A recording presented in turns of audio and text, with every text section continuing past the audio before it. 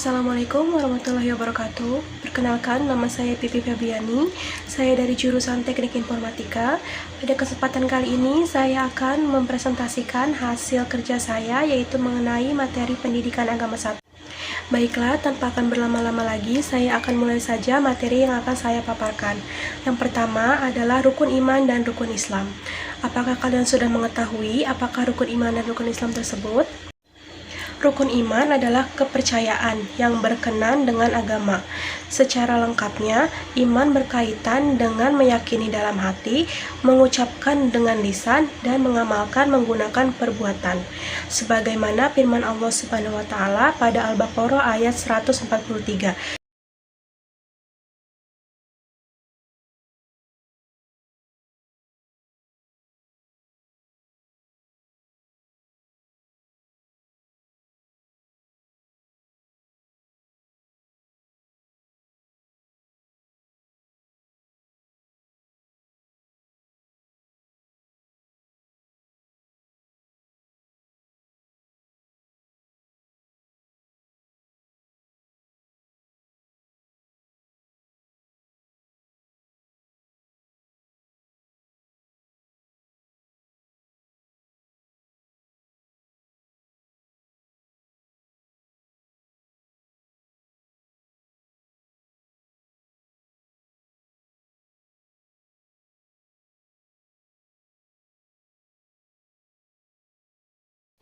Ada 6 poin penting di dalam rukun iman.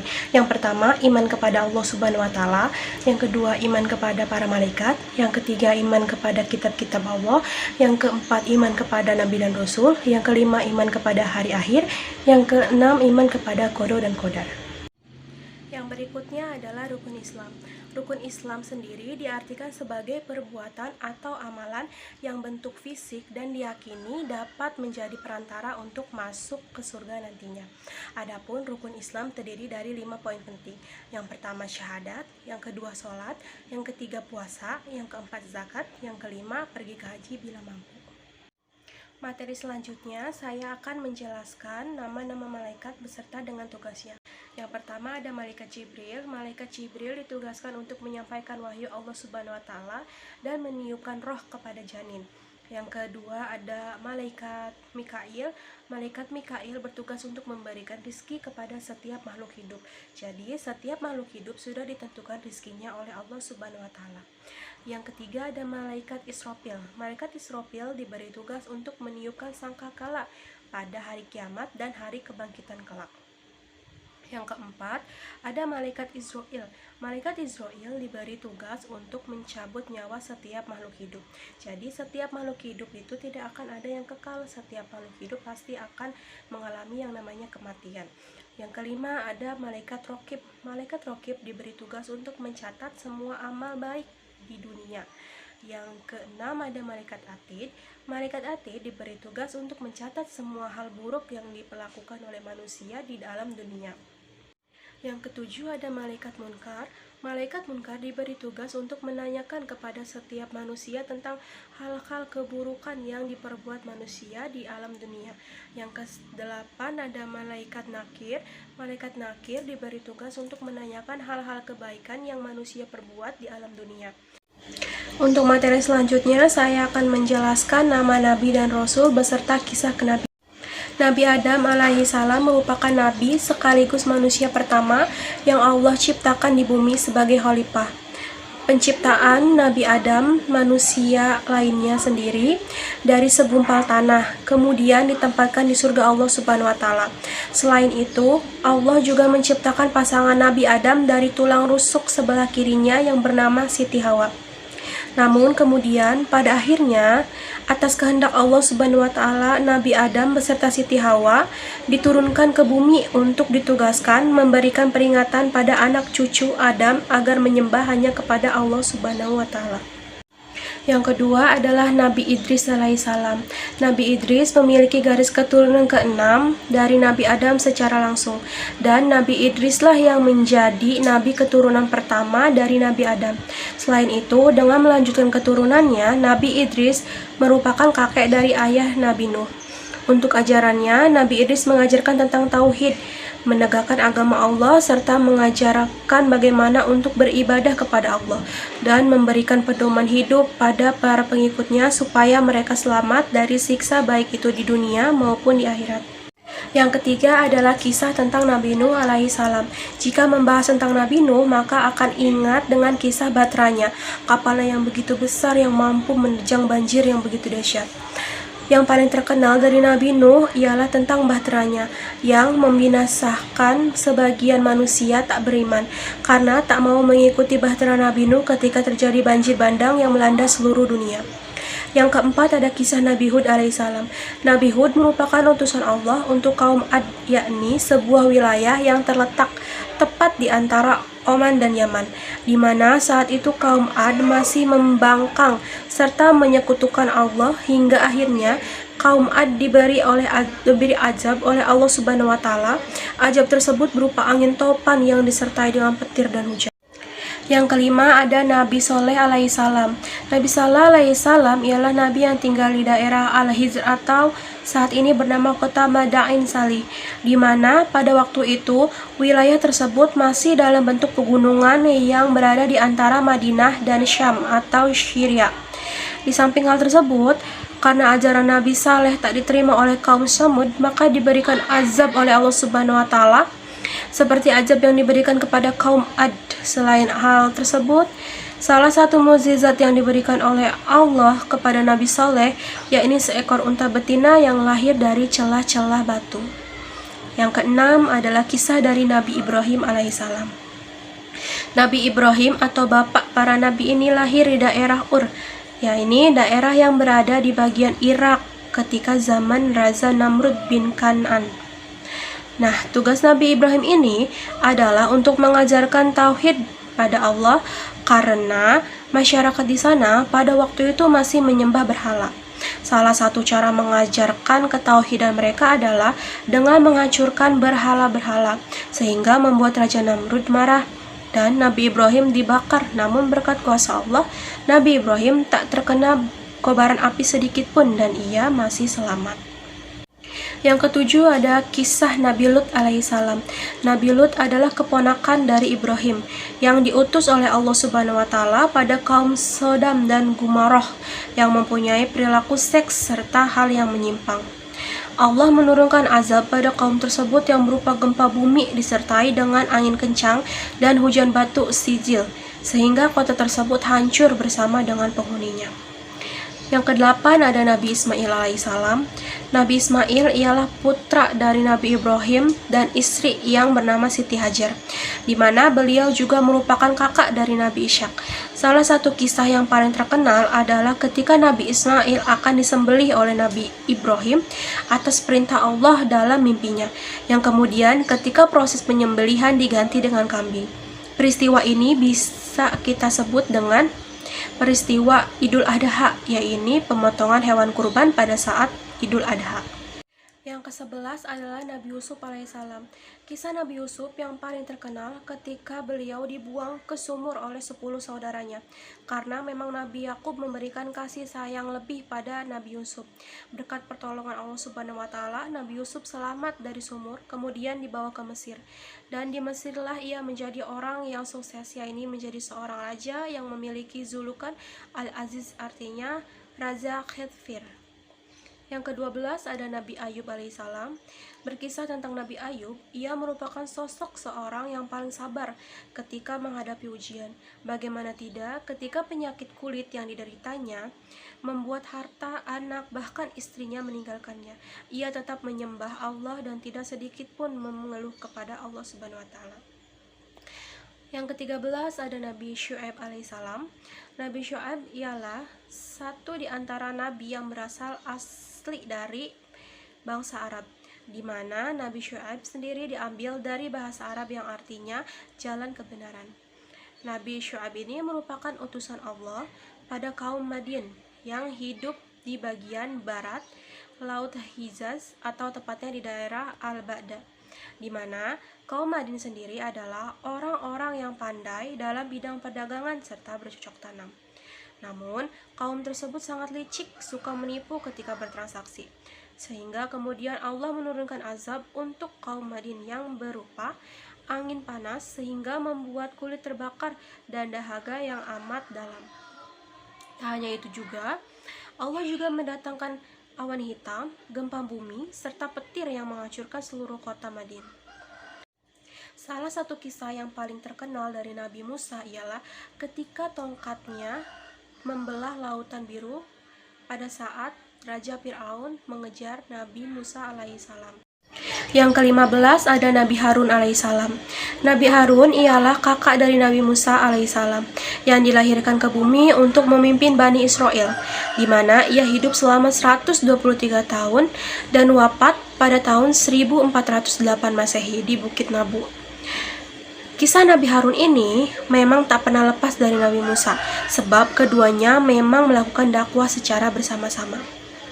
Yang ke-16 ada Nabi Zulkifli alaihissalam, mempunyai nama asli Basyar. Nama Zulkifli ialah putra dari Nabi Ayub, yang selamat dari rentuhan rumah Nabi Ayub. Padahal seluruh putra Nabi Ayub wafat kecuali Nabi Zulkifli. Untuk tugasnya sendiri, Nabi Zulkifli diutus untuk kaum Rom dari bangsa Amori serta Arami yang hidup di Syria dan Jordania. Yang ke-17 ada Nabi Daud alaihissalam.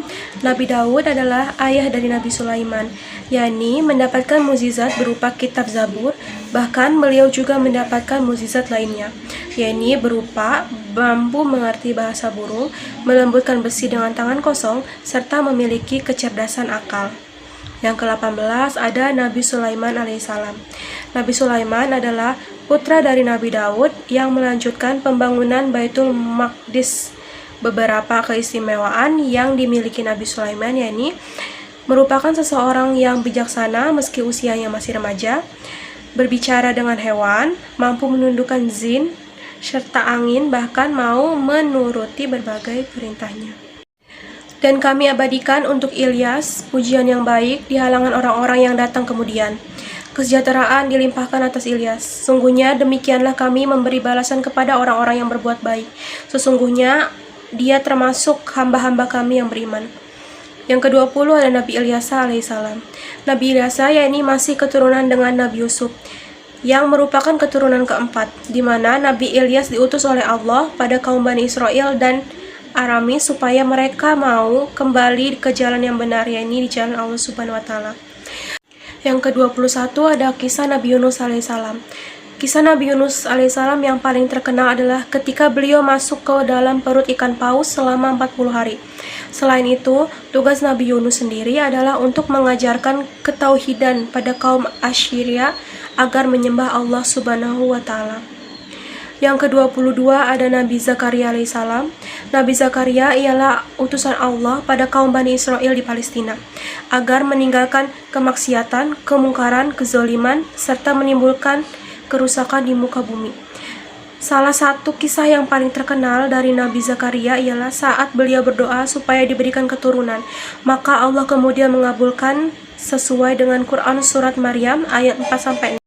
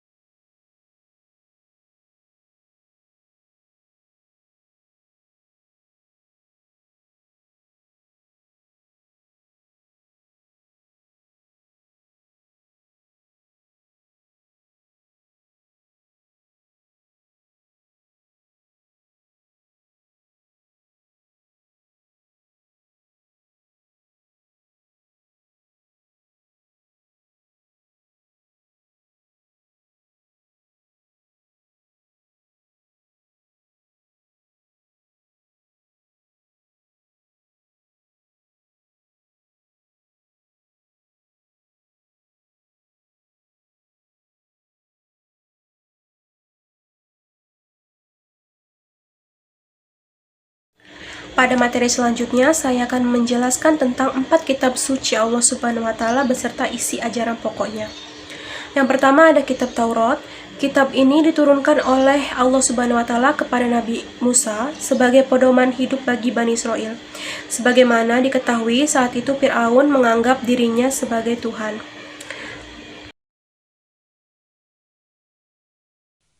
Ya Allah, Ya Rahman, Ya Rahim, Ya Malik, Ya Qudus, Ya Salam, Ya Mu'min, Ya Muhaimin, Ya Aziz, Ya Jabbar, Ya Mutakabbir, Ya Khaliq, Ya Bari, Ya Musawwir, Ya Ghaffar, Ya Qahar, Ya Wahhab, Ya Razaq, Ya Fattah, Ya Alim, Ya Qabid, Ya Basit, Ya Khafid, Ya Rafi, Ya Mu'is, Ya Mudhil, Ya Sami, Ya Basir, Ya Hakam, Ya Adil, Ya Latif, Ya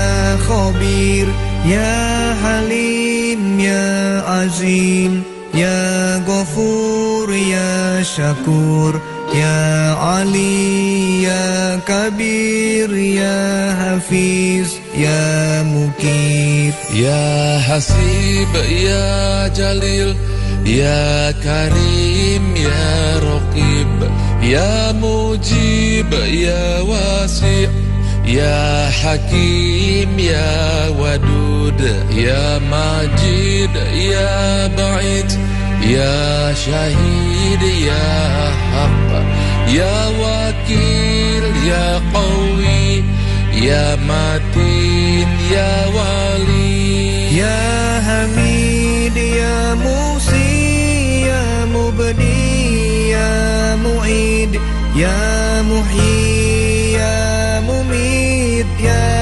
Hayyu, Ya Qayyum, Ya Wajid, Ya Majid, Ya Wahid, Ya Ahad, Ya Somad, Ya Qadir, Ya Muqtadir, Ya Muqaddim, Ya Muakhir, Ya Awal, Ya Akhir, Ya Zahir, Ya Batin, Ya Wali, Ya Muta'ali, Ya Bar, Ya Tawab, Ya Muntakim, Ya Afu, Ya Ra'uf, Ya Malikal Mulki, Ya Dzal Jalali wal Ikram, Ya Muqsit, Ya Jami, Ya Ghani, Ya Mughni, Ya Mani, Ya Dar, Ya Nafi, Ya Nur, Ya Hadi, Ya Badi', Ya Baqi, Ya Waris, Ya Rasid, Ya Sabur, Ya Allah, Ya Allah. Sifat wajib bagi Allah. Sifat wajib bagi Allah adalah sifat yang wajib ada pada Allah. Adapun sifat wajib bagi Allah ada 20, yaitu wujud artinya ada, qidam artinya dahulu atau terdahulu, baqa artinya kekal, mukhalafatul hadisi artinya berbeda dengan makhluknya atau berbeda dengan yang baru, qiyamuhu binafsihi artinya berdiri sendiri, wadaniyah artinya esa atau satu, qudrat artinya berkuasa, iroda artinya berkehendak. Lalu yang selanjutnya ada ilmu yang artinya mengetahui, hayat artinya hidup, sama artinya mendengar, basyar artinya melihat, kalam artinya berfirman, qadirun artinya maha berkuasa, muridun artinya maha berkehendak, alimun artinya maha mengetahui, hayan artinya maha hidup, sami'an artinya maha mendengar, basiran artinya maha melihat, dan yang terakhir adalah mutakalimun artinya maha berfirman.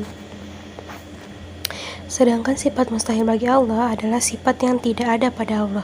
Sifat mustahil bagi Allah ada 20 juga, yaitu adam artinya tidak ada, hudus artinya baru, fana artinya binasa, mumassalatul hawadisi artinya ada yang menyamai, ihtiyazulikrairihi artinya memerlukan yang lain, ta'adud artinya berbilang, azum artinya lemah, karaha artinya terpaksa, zahlun artinya bodoh, mautun artinya mati, samamun artinya tuli, ama artinya buta.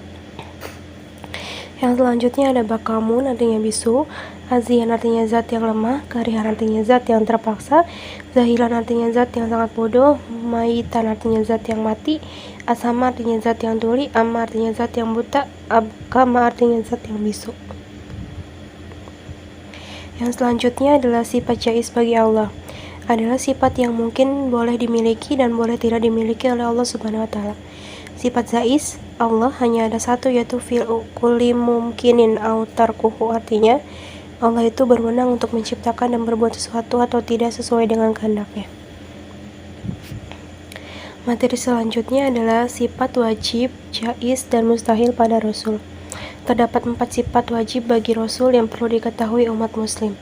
Antara lain, sidik artinya benar, amanah artinya sosok yang dapat dipercaya, tablik artinya menyampaikan wahyu dari Allah baik itu perintah maupun larangan, patonah artinya cerdas. Sedangkan sifat mustahil tersebut yaitu kizib artinya bohong atau berdusta, hianat artinya tidak dapat dipercaya, al-hitman artinya menyembunyikan rahasia, al-balada artinya bodoh. Materi yang selanjutnya adalah bahwa Al-Quran terdiri dari 114 ayat. Berikut adalah nama surat beserta arti berdasarkan urutan dalam Al-Quran.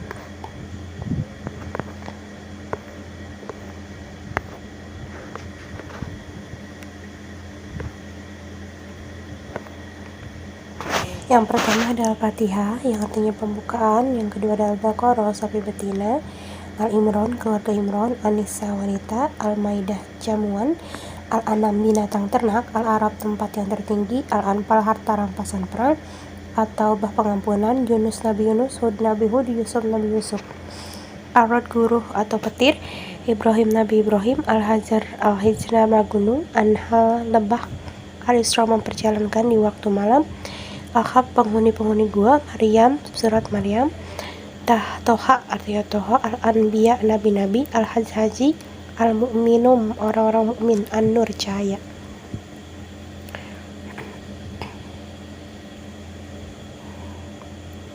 Selanjutnya Al-Furqan, pembeda. Asyura, penyair. An-Naml, semut. Al-Qasrita, Al-Ankabut, laba-laba. Ar-Rum, bangsa Romawi. Luqman, keluarga Luqman. As-Sajdah, Al-Ahzab, golongan-golongan yang bersekutu. Kaum Saba.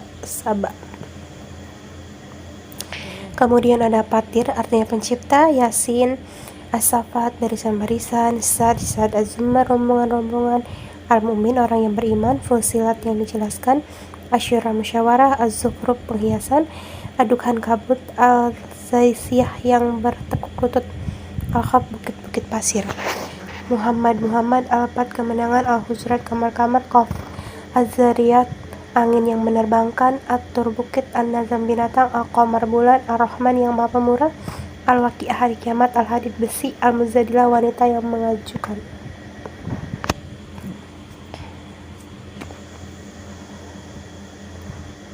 Lalu At-Takwir, menggulung. An-Infitar, terbelah. Al-Tawfif, orang-orang yang curang. Al-Insyiqaq, terbelah. Al-Buruj, gugusan bintang. At-Tariq, yang datang di malam hari. Al-Ala, yang paling tinggi. Al-Ghasyiyah, hari pembalasan. Al-Fajr, fajar. Al-Balad, negeri. Asy-Syam, matahari. Al-Lail, malam. Al-Humazah, pengumpat. Al-Fil, gazah. Quraisy, suku Quraisy. Al-Ma'un, barang-barang yang berguna. Al-Kautsar, nikmat yang berlimpah. Al-Kafirun, orang-orang kafir. An-Nasr, pertolongan. Al-Lahab, gejolak api sabut. Al-Ikhlas, ikhlas. Al-Falaq, subuh. An-Nas, manusia.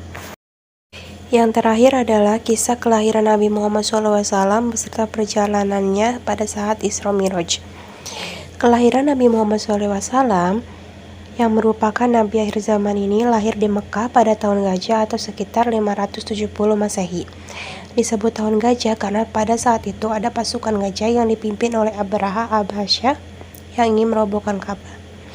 Mengutip Sirah Nabawiyah karya Abdul Hasan Ali Al-Hasani An-Nadwi, beberapa sejarawan dan pakar hadis mengatakan menjelang kelahiran Nabi Muhammad ada sejumlah peristiwa besar yang terjadi.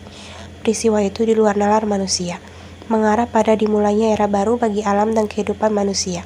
Tulis Abdul Hasan dalam surat Nabawiyah. Beberapa peristiwa besar itu seperti singgasana Raja Persia Kisra Anushirwan yang bergoyang, dan 14 balkon istananya ikut runtuh. Selain itu, padamnya api sesembahan kaum Majusi di kuil pemujaan di Persia, sekarang Iran, yang sebelumnya tak pernah padam. Peristiwa besar lain menjelang kelahiran Nabi Muhammad yaitu air danau A yang dikultuskan oleh masyarakat Persia tiba-tiba surut. Tasik Safa atau semenanjung suci bagi masyarakat Persia pun mendadak tenggelam. Sementara di Mekah, pasukan gajah yang dipimpin Raja Yaman, Abraha, gagal menyerang Ka'bah. Tak lama setelah itu Nabi Muhammad lahir. Nabi Muhammad lahir dari seorang ibu bernama Aminah dan ayah Abdullah. Abdullah meninggal saat Nabi Muhammad berusia 3 bulan dalam kandungan Aminah karena kelelahan berdagang dan jatuh sakit. Sang kakek Abdul Muthalib yang merupakan pemimpin Mekah atau kaum Quraisy memberikan nama Muhammad kepada Rasulullah. Sang kakek membawa Nabi Muhammad masuk ke dalam Ka'bah. Lalu seekor kambing disembelih sebagai bentuk akikah dan beliau dihitan pada usia 7 hari. Saat Nabi lahir, tak ada yang mau menyusuinya karena termasuk golongan miskin. Tapi seorang ibu bernama Halimah Syadiah dengan ikhlas menyusuinya. Meski ASI yang dimilikinya pun sedikit, keikhlasannya dibalas oleh Allah Subhanahu wa Ta'ala. Keledai miliknya menjadi berisi dan ASI miliknya menjadi lancar. Saat kanak-kanak, Nabi Muhammad SAW menghabiskan waktu yang tak lama bersama ibunya karena di usia 6 tahun, Aminah meninggal dunia. Setelah menjadi yatim piatu, Nabi Muhammad tinggal dan diasuh oleh kakeknya. Namun, saat Nabi Muhammad berusia 8 tahun, sang kakek meninggal dunia sehingga pamannya, Abu Thalib, merawatnya. Mereka hidup dalam kekurangan, meski begitu Nabi Muhammad tumbuh dengan baik. Saat kanak-kanak, Nabi Muhammad membantu mengembala binatang ternak, dan ketika sudah cukup dewasa, Nabi membantu pamannya berdagang. Selanjutnya, Nabi Muhammad melakukan Isra Miraj. Isra Miraj merupakan peristiwa penting umat Islam yang dijalani oleh Nabi Muhammad. Ini merupakan perjalanan yang dilakukan selama 7 hari oleh Nabi Muhammad ke Sidratul Muntaha di langit ke-7. Peristiwa bersejarah ini terjadi pada 27 Rajab di tahun kenabian. Kisahnya pun tertulis dalam Al-Quran surat Al-Isra. A'udzubillahi minasyaitonirrajim. Bismillahirrahmanirrahim. Subhanallazi asra bi abdihi lailam manna masjidil harami illal masjidil aqsal ladzi barakna haulahun nariya min ayatina innahu huwas sami'ul basir. Artinya, Maha Suci Allah yang telah memperjalankan hambanya pada suatu malam dari Al-Masjidil Haram ke Masjidil Aqsa yang telah kami berkahi. Sekelilingnya kami memperlihatkan kepadanya sebagian dari tanda-tanda kebesaran kami. Sesungguhnya dia adalah Maha mendengar lagi Maha mengetahui. Di malam itu Rasulullah bersama malaikat Jibril melakukan perjalanan dari Masjidil Haram di Makkah ke Masjidil Aqsa di Palestina. Lalu Nabi diangkat ke langit ke-7 untuk bertemu dengan Allah. Saat diangkat ke langit ke-7, Nabi bertemu dengan malaikat dan nabi-nabi terdahulu. Di sana Nabi Muhammad SAW pun menerima perintah sholat 5 waktu oleh Allah Subhanahu wa Ta'ala, juga diminta untuk memperhatikan umatnya oleh para nabi-nabi terdahulu. Jadi sekian presentasi dari saya. Kurang lebihnya mohon maaf jika ada kata-kata yang kurang jelas atau materi yang kurang dimengerti. Wabillahi taufiq wal hidayah. Wassalamualaikum warahmatullahi wabarakatuh.